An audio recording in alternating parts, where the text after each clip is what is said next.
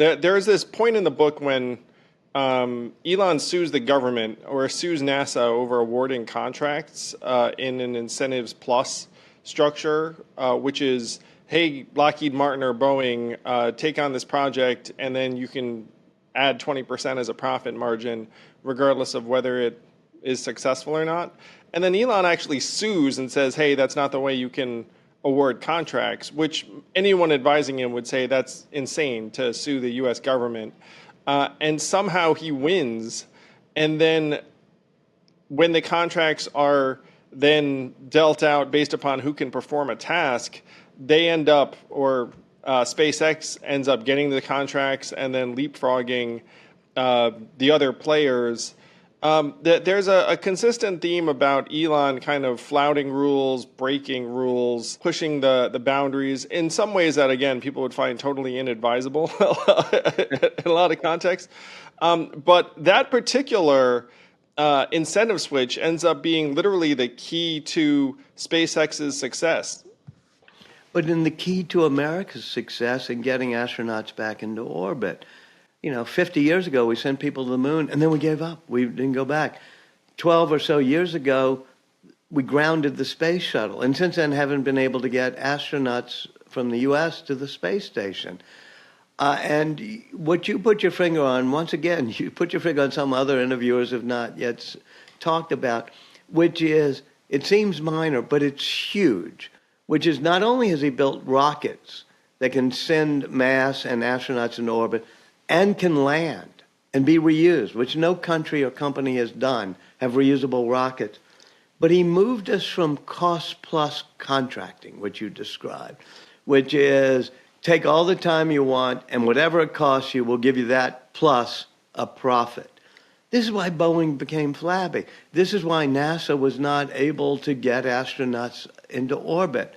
And he said, no, give me a mission, tell me a fixed price, and then in the book, you see him walking through the assembly line day after day saying, how do we make this valve a little bit less expensive or this part of the nose cone a little bit lighter?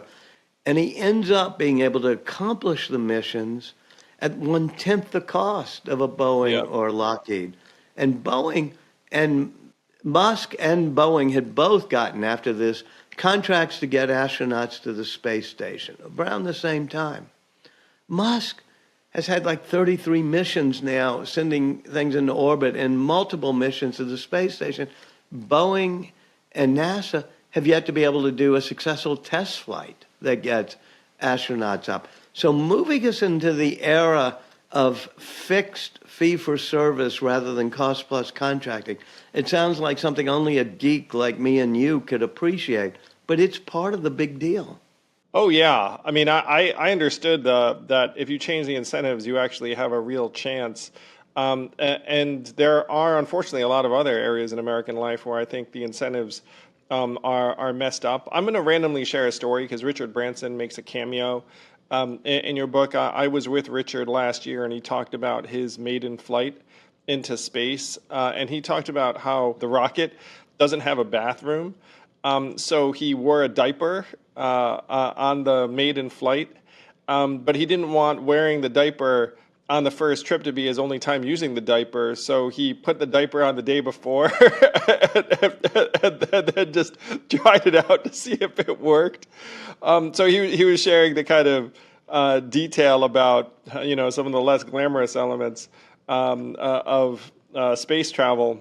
There's this tension between the public sector and billionaires now in American life. You used to be the head of Time magazine. By the way, I had a friend who worked for you during that time, and people thought very well of you.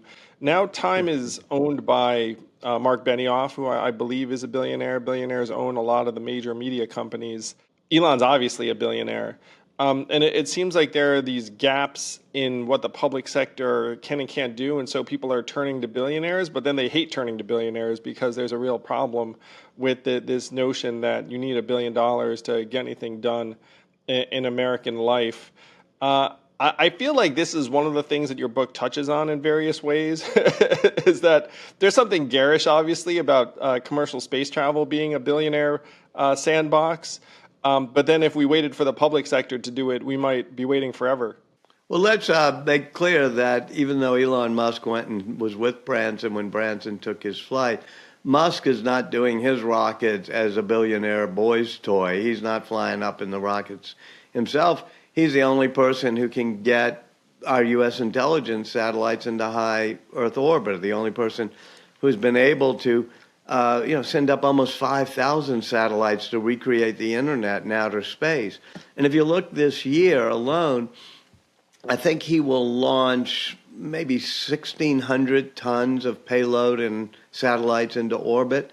That's more than every other country, meaning China, Russia, the United States, and every other company combined.